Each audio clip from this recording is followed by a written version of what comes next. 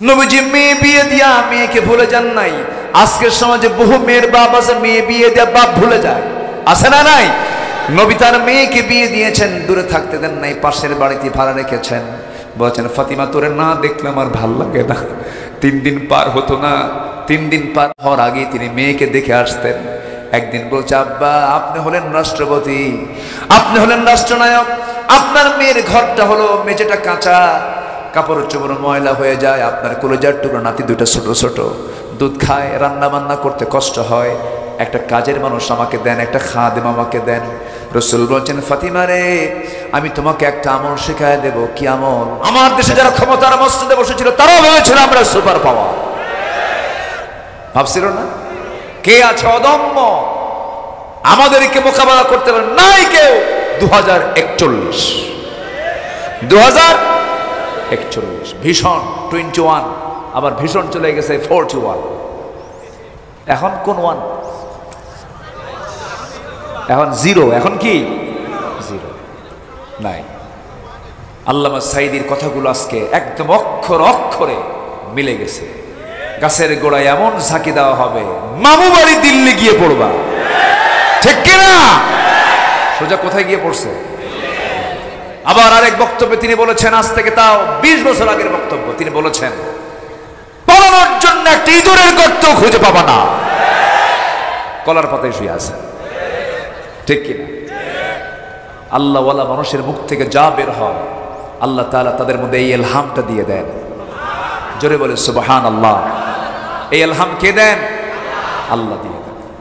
সম্মানিত ভাইয়েরা, তাহলে আমরা তাওয়াক্কুল করব কার উপরে? আল্লাহর উপরে। আল্লাহ কি পারেন না অসম্ভবকে সম্ভব করতে? 80 বছরের সন্তান দিয়েছেন আমার জাতির পিতা ইব্রাহিমের।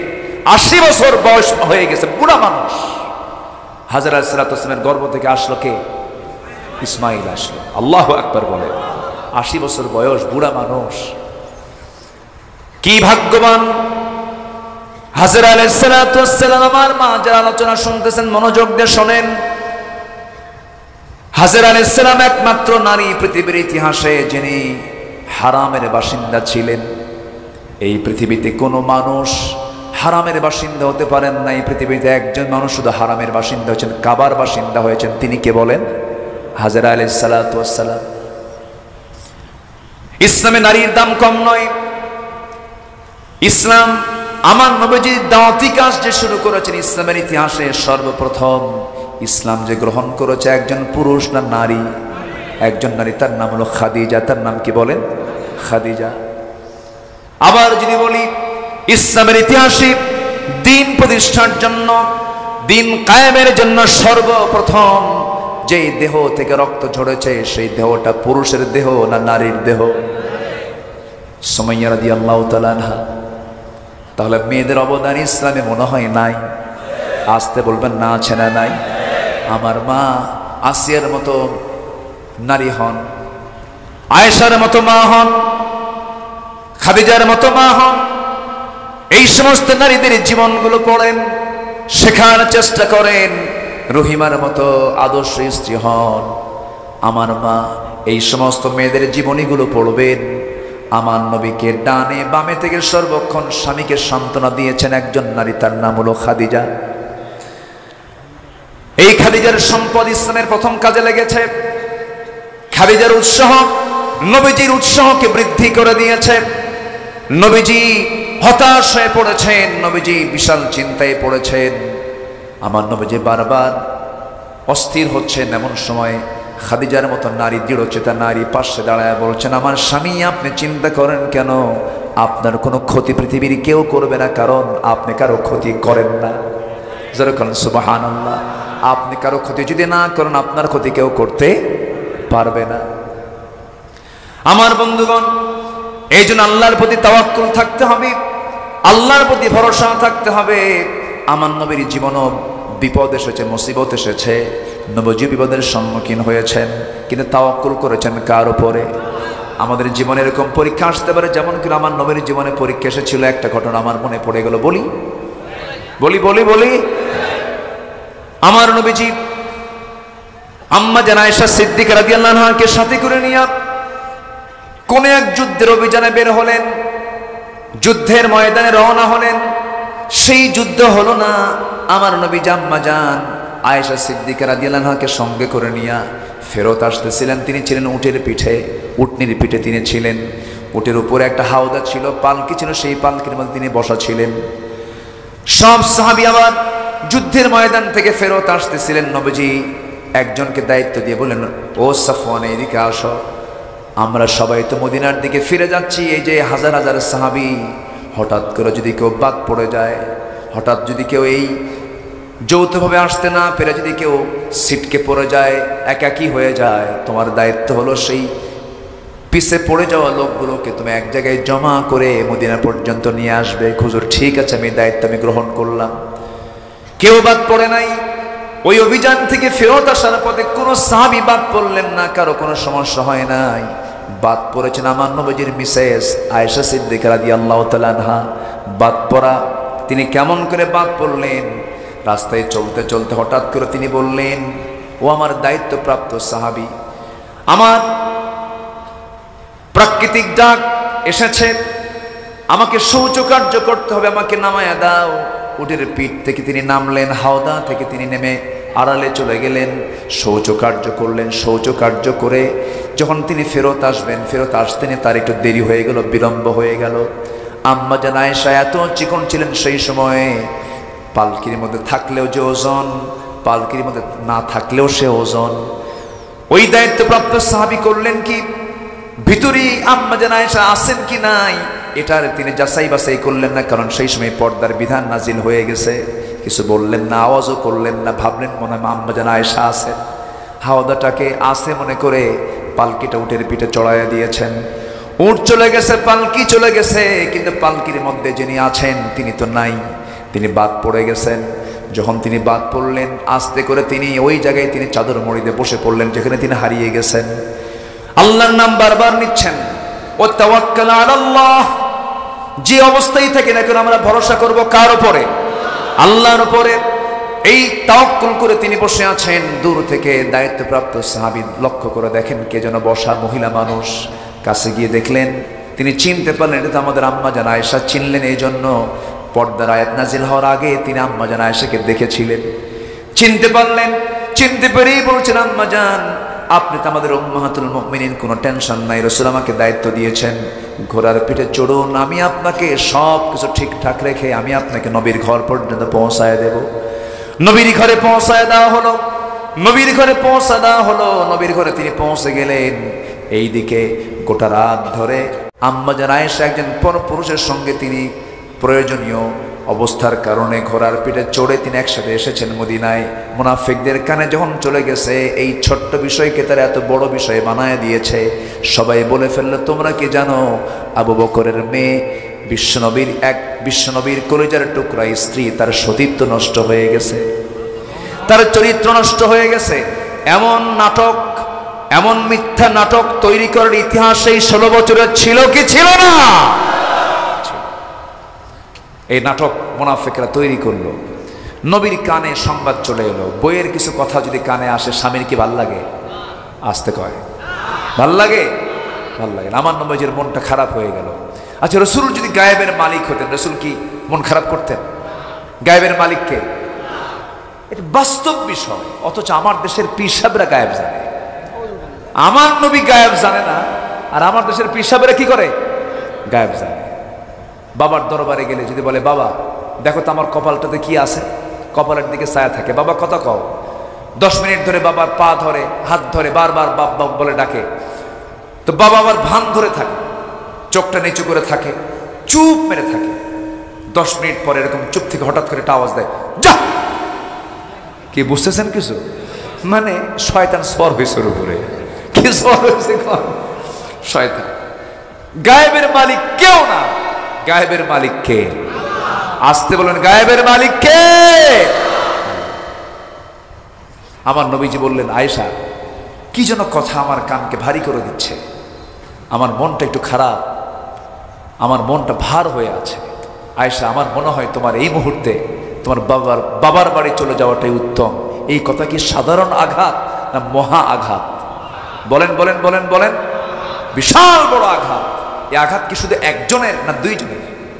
আমার নবীরও কষ্ট, আবার আমার নবীজির স্ত্রী আম্মা জান আয়েশারও কষ্ট। আর আনন্দ কাদের? বলেন বলেন বলেন, আনন্দ কাদের? মুনাফিকদের। এখন মুনাফিকের আনন্দ কর, মুনাফিকদের মুখে মাটি মেরে দেন তিনি কে? আল্লাহ তাআলা। আমার নবীজি বলে দিলেন আম্মা জান আয়েশাও কম না, উনি তো প্রচন্ড মেধাবী ছিলেন, প্রচন্ড মেধাবী। এত মেধাবী ছিলেন, একটা জীবন্ত কম্পিউটার, যা শুনেছেন একবার জীবনে তা ভোলেন নাই, এত মেধা ছিল তার। আমার নবীজি তাকে বিয়ে যে করেছেন, এটা ইঙ্গিত ছিল কার? আল্লাহ তাআলা। ঘরের ভিতরের ঘটে যাওয়া কথাগুলো উম্মার জন্য দরকার। যখনই যে প্রশ্নগুলো জমা হতো আম্মা জান আয়েশা সব প্রশ্নগুলো করতেন, রাসূলের কাছ থেকে উত্তর নিতেন, আর এটাই হাদিস হয়ে তার মাথায় সেভ হয়ে যেত। আম্মা জান আয়েশা সিদ্দিকা রাদিয়াল্লাহু তাআলা আনহা যখন এই কথাটা তার কানে ঢুকলো, এত আঘাত পেলেন, শুধু যাওয়ার সময় বললেন, ইয়া রাসূলুল্লাহ, আমার বিয়ের ফয়সালা কিন্তু দুনিয়াতে হয় নাই, আকাশ থেকে হয়েছে। আমি সম্পূর্ণ তাওয়াক্কুল করলাম কার উপরে? আসতে বলবেন না, কার উপরে? আল্লাহর সন্তুষ্টি পেতে হলে কার উপরে তাওয়াক্কুল করতে হবে? আল্লাহ। ফাসবরুন জামিল। এবং আরেকটা আয়াত আছে, ওয়া ইয়াতাওয়াক্কাল আলাল্লাহ ফাহুয়া হাসবুহ। আল্লাহু আকবার। যে ব্যক্তি আল্লাহর উপরে ভরসা রাখে এটাই তার জন্য যথেষ্ট। জোরে কোন সুবহানাল্লাহ। আমার বন্ধুগণ, আম্মা জান আয়েশা সিদ্দিকা রাদিয়াল্লাহু তাআলা আনহা স্বামীর মুখ থেকে এমন কথা শুনে তিনি রওনা করলেন, বাবার বাড়ি চলে এলেন। বিয়ের পরে একজন মেয়ে মানুষকে বাবার বাড়ি মানায় না স্বামীর বাড়ি মানায়? বাবার বাড়ি চলে গেছে, বাবা ভালো করে কথা বলে না, মাও ভালো করে কথা বলে না। আম্মা জান আয়েশা সিদ্দিকার খাওয়া বন্ধ হয়ে গেছে, সেজদায় পড়ে পড়ে কাঁদেন আর আল্লাহর প্রতি তাওয়াক্কুল করে বলেন, আল্লাহ আমি চলে আসছি আমার বাবার ঘরে, স্বামীর ঘরে যেতে পারি না। আমার নবীজি বিছানায় যান ঘুমানোর জন্য। যে রাসূল বলতেন, আমার স্ত্রীদের মধ্যে সবচেয়ে শ্রেষ্ঠ স্ত্রী হচ্ছে আমার আয়েশা। আমার নবীজি ঘুমাতে যান, হাতটা বারবার আগায় দেন, কিন্তু আয়েশা নাই, বুকটা খান খান হয়ে যায়। আমার নবীজি চরম কষ্ট পাচ্ছেন, নবীজির চোখের পানিতে বালিশ ভিজে যায়, আম্মা জান আয়েশার চোখের পানিতে সেজদায় মুসাল্লাটা ভিজে যাচ্ছে। এরকম করে দিনের পর দিন চলতে লাগলো। সম্পূর্ণ ভরসা ইমানদার কার উপরে করবে? আসতে বলবেন না, কার উপরে করবে? বিজয়টা আসে কার পক্ষ থেকে?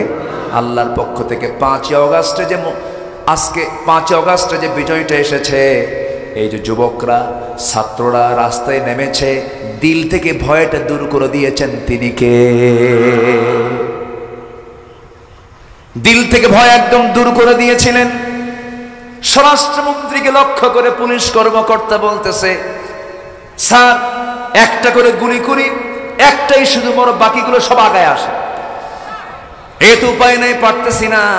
এই যে কদম্য সাহস, এই সাহসের 16 আনা যোগান দিয়েছেন তিনি আমার কে? আল্লাহ। সত্যিকারের গণভবন সেই দিন গণভবনই হয়েছিল। গণভবন মানে কি ব্যক্তিগত ভবন না? গণভবন কি মানে কি সবার? সেই দিন গণভবন 5 অগাস্টে গণভবন রূপ নিয়েছিল। আল্লাহু আকবার বলেন। সবার ভবন, যা সবাই চলে গেছে সবাই। সম্মানিত ভাইয়েরা, আমি শেষ করে দিলাম নাকি? আলোচনা চলুক। হুজুর মরুক, হুজুর তো ভাসে থাকা দরকার। আবহাওয়াটা এত সুন্দর, একটা বাতাস মেরে দিয়েছেন আল্লাহ তাআলা। গতকালকে কিন্তু এর চেয়েও গরম ছিল। গরম ছিল না? আজকে চতুর্দিকে বৃষ্টি হয়েছে, কিন্তু এখানে পাবনায় বৃষ্টি হয় নাই। হ্যাঁ, তখন হয়েছে। আল্লাহ আল্লাহ। আমি ভাবি আমার আসতে কয়, বৃষ্টি হয়, আবার যাব, কি করব? কমিটি খুব চালাক, বলেও না, কিন্তু আমার বলেন নাই তো আপনারা। মানে এই জন্য বলে নাই, হুজুর যদি শোনে বৃষ্টি যদি না আসে, আবার তারা এক চিন্তায় ছিল। যাই হোক, আল্লাহ তাআলা সব কিছুকে সহজ করে দিয়েছেন। বলি আলহামদুলিল্লাহ। একটা মানুষের নড়াচড়া নাই, এত পিন পতন নীরব হয়ে কথাগুলো শুনছেন, আল্লাহর মেহেরবানি বলি আলহামদুলিল্লাহ। প্রত্যেকটা লোকের কাছে আমার কামনা আজকে ফজর নামাজ জামাতের সঙ্গে হতে হবে। এমন কামনা কি করা যায়? কারা কারা ফজর নামাজ জামাতের সাথে পড়বেন হাত উঁচু করে দেখা। জোরে বলি ইয়া আল্লাহ, আমাদেরকে ফজর, জোহর, আসর, মাগরিব, এশা 5 ওয়াক্ত সালাত আদায় করার তৌফিক তুমি আল্লাহ দিয়ে দাও। জোরে বলি আমিন। হাত নামান। সম্মানিত ভাইরা, তাওয়াক্কুল করব কার উপরে? ভরসা করব কার উপরে? সন্তান পেটে ইব্রাহিম আলাইহিস সালাতু ওয়াস সালাম বলেন, হাজেরা তুমি এই কাবার বাসিন্দা, তুমি এখানে থাকো। আপনি আমাকে এখানে রেখে যাচ্ছেন একা একা? হ্যাঁ, একে একা একা রেখে যাচ্ছি। আল্লাহর নির্দেশনা আছে কি? হ্যাঁ, আল্লাহ তাআলার নির্দেশনা আছে। সঙ্গে সঙ্গে মুস্কি হাসি মেরে বলেন, আপনি নিঃসন্দেহে চলে যান, আমার আল্লাহ আমার জন্য যথেষ্ট। তাওয়াক্কুল কার উপরে? আল্লাহর উপরে। চুল পরিমাণ মন খারাপ করেননি। সন্তান বড় হয়ে গেছে, 7 বছর হয়ে গেছে। ইন্না আরা ফিল মানামি আন্নী আযবাহুক, সন্তান আমি তোমাকে জবাহ করছি, স্বপ্নের মধ্যে দেখলাম। বাবা বলো।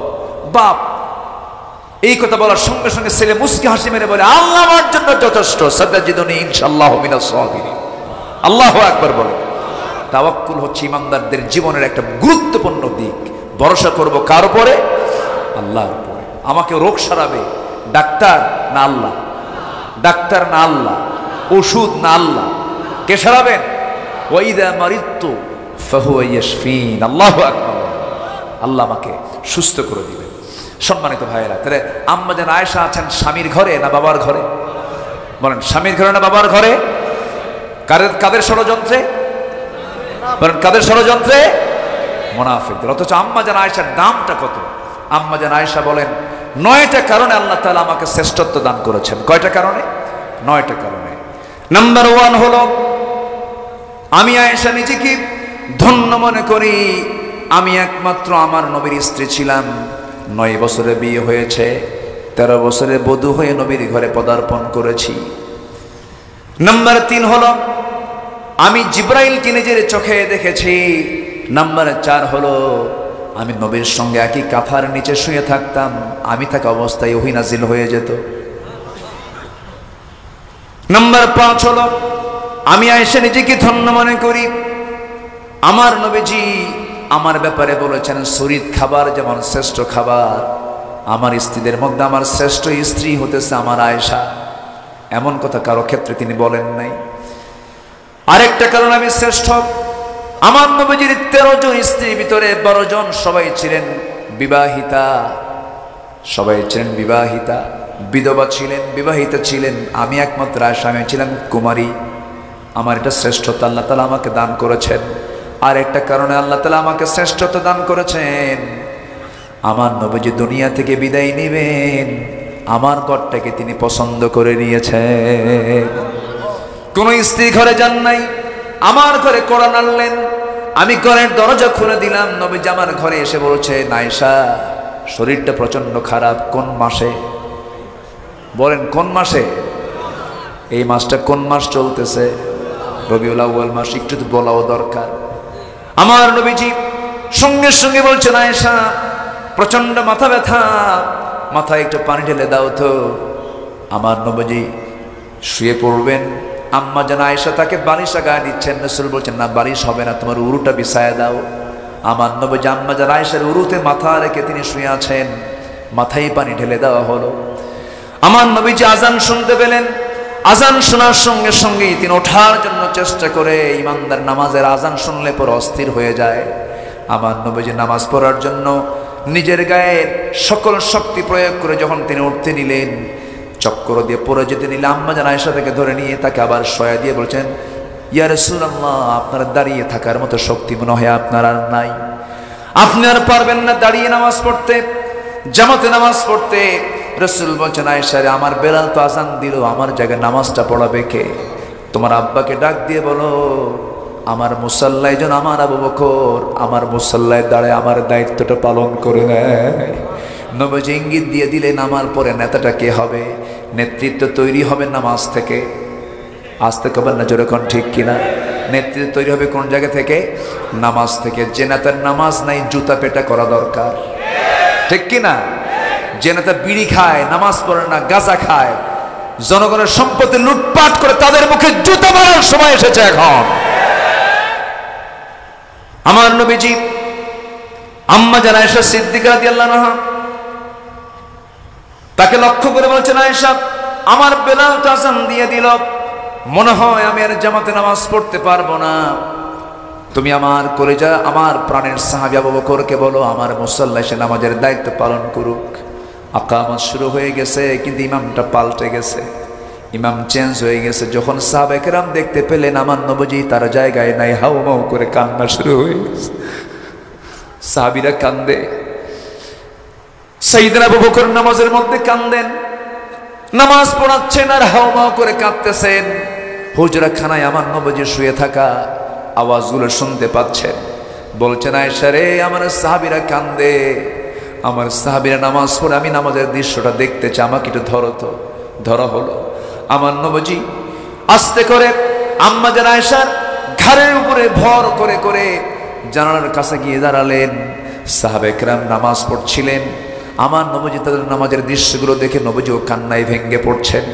নবীজির চোখের পানিগুলো গড়ে গড়ে দাড়িগুলো ভিজে যাচ্ছিল। আম্মা জান আয়েশা চোখের পানিগুলো মুছে মুছে দিয়ে বলেন, ইয়া রাসূলুল্লাহি, সাহাবীদের নামাজ দেখে আপনি কান্দেন কেন? তারা তো নামাজ আদায় করছে। রাসূল বলছেন, আয়েশা তুমি কখনো ভাববে না আমার চোখের পানি কোনো দুঃখের চোখের পানি নয়। আমার এই চোখের পানি আজকে বের হওয়ার কারণ হলো এই নামাজ কায়েম করতে গিয়ে তায়েফের ময়দানে আমাকে মার খেতে হয়েছে। এই নামাজ কায়েমের সংগ্রাম করতে গিয়ে উহুদের ময়দানে আমার এই যে দুটো দাঁত ভেঙে দিয়েছে আয়েশা, দিয়েছে আয়েশা, আমার কথা স্পষ্ট হয়ে গেছে। এই নামাজ কায়েমের সংগ্রাম করতে গিয়ে দেখো এই যে কপালের মধ্যে দাগ পড়ে আছে, লোহা ঢুকেছিল উহুদের ময়দানে।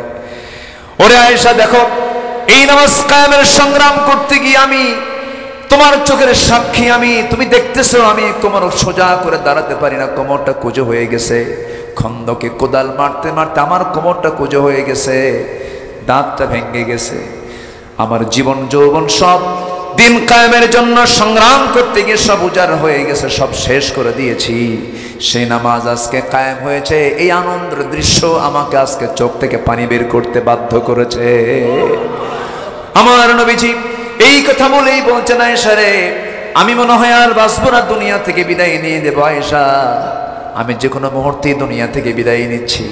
আমি তোমাকে কিছু কথা বলে দেই। আয়েশা শোনো, আমার উম্মতকে বলে দেবে আমার উম্মতরা যেন 5 ওয়াক্ত নামাজ কখনো না ছেড়ে দেয়। আয়েশা দেখো তো ঘরের মধ্যে কোনো কিছু আছে নাকি, তন্ন তন্ন করে খুঁজে খুঁজে কয়েকটা স্বর্ণের বার পালো, কয়েকটা স্বর্ণের টুকরা পাওয়া গেল। রাসূল হাতের মধ্যে নিয়ে বলছেন, আয়েশা এতটুকু সম্পদ আমি আমার ঘরে রাখবো না, সব সম্পদ আমি আল্লাহর দিন কায়েমের পথে আমি দিয়ে দিলাম। যেরকম সুবহানাল্লাহ। আমার নবীজি শূন্য হাতে দুনিয়া থেকে বিদায় নিলেন, শূন্য ঘরে দুনিয়া থেকে বিদায় নিলেন। আমার নবীর ঘরে কোনো ফার্নিচার ছিল না, আমার নবীর ঘরে ছিল অস্ত্র, ঝনঝনানি অস্ত্র ছিল ঝুলন্ত, লৌহবর্ম ছিল ঝুলন্ত, বর্ষা ছিল ঝুলন্ত। আমার নবীর ঘরের ফার্নিচার ছিল হলো যুদ্ধ বিজয়ের অস্ত্রগুলো। আমার বন্ধুগণ, এই কনসেপ্ট আমাদের মুসলমানদের মধ্যে এখন আনা দরকার, কারণ সকল শিরকিয়াত দূর করার জন্য ওই সুন্নতের দরকার আছে না নাই? আমার বন্ধুগণ, নবীজি দুনিয়া থেকে বিদায় নেবেন, বিদায় নেওয়ার আগ দিয়ে আম্মা জান আয়েশাকে ডাক দিয়ে বলছেন, আয়েশা আমার প্রাণের কলিজার টুকরা ফাতিমা কোথায় গেল? ফাতিমাকে একটু ডাক দাও তো। ফাতিমা ডাক দেওয়ার সঙ্গে সঙ্গে দরজাদের সামনে হাজির। রাসূল বলছেন, ফাতিমা রে কান্দিস না, তোর বাপ মারা যাবে রে, এই দিকে আয়। সহিহ বর্ণনা আমার রাসূল আম্মা জান আয়েশা বর্ণিত হাদিস এটা। আমার নবীজি কানের মধ্যে মুখ ঢুকায় দিয়ে বলছেন, ফাতিমা রে তোর বাপ মারা যাবে, তুমি মারা গেলে কি হবে? আমিও কবরে যাব, তুইও কবরে যাবি, পাশাপাশি আমরা থাকবো রে, একসঙ্গেই থাকবো আমরা। ফাতিমার কান্না থেমে গেল, ফাতিমার কান্নাকাটি করলেন না, বিদায় নিয়ে চলে আসলেন। আমার নবীর ইন্তেকালের মাত্র 6 মাস পরে তিনি ইন্তেকাল করেছেন, কম বয়সী একজন মহিলা। আমার নবীজি তাকে খুব কাছে টেনেছেন। নবীজি মেয়ে বিয়ে দিয়া মেয়েকে ভুলে যান নাই। আজকের সমাজে বহু মেয়ের বাপ আছে, মেয়ে বিয়ে দিয়া বাপ ভুলে যায়, আছে না নাই? নবী তার মেয়েকে বিয়ে দিয়েছেন, দূরে থাকতে দেন নাই, পাশের বাড়িতে ভাড়া রেখেছেন। বলছেন ফাতিমা তোরে না দেখলে আমার ভাল লাগে না। 3 দিন পার হতো না, 3 দিন পার হওয়ার আগে তিনি মেয়েকে দেখে আসতেন। একদিন বলছে আব্বা আপনি হলেন রাষ্ট্রপতি, আপনি হলেন রাষ্ট্রনায়ক, আপনার মেয়ের ঘরটা হলো মেঝেটা কাঁচা, কাপড় চোপড় ময়লা হয়ে যায়, আপনার কলেজার টুকরো নাতি দুটো ছোট ছোট, দুধ খায়, রান্না বান্না করতে কষ্ট হয়, একটা কাজের মানুষ আমাকে দেন, একটা খাদেম আমাকে দেন। রসুল বলছেন ফাতিমা রে আমি তোমাকে একটা আমল শেখায় দেব। কি আমল? দেখো ফাতিমা, এই যে জায়নামাজ টান দাও, দেখো কত দামি দামি মানিক মুক্তা, কত মুক্তা খচিত সম্পদ এখানে আছে। এই সম্পদ চাও না জান্নাত চাও? জান্নাত চাই আব্বা। রসুল বললেন ফাতিমা তাই যদি চাও দুনিয়ার জিন্দেগিতে কোনো খাদেমের দরকার নাই, কাজের মানুষের দরকার নাই, আমি তোমাকে একটা আমল শেখায় দিচ্ছি। সুবহানাল্লাহ, আলহামদুলিল্লাহ, আল্লাহু আকবার 33 33 34 বার 100 বার করে সকাল সন্ধ্যা পড়বে। আমার আল্লাহ তোমার সমস্ত কাজের জিম্মাদার আমার আল্লাহ নিচে হয়ে যাবে।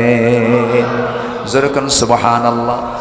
আমার নবীজি ফাতিমাকে বিদায় দিয়া আম্মা জান আয়েশাকে লক্ষ্য করে বলছেন আয়েশা আমার মৃত্যুর সময় ঘনিয়ে এসেছে। আম্মা জান আয়েশা বলেন রসুল এবার বলেন একটা মেসোয়াকের কথা, মেসোয়াকটা কিনে দেওয়া হলো।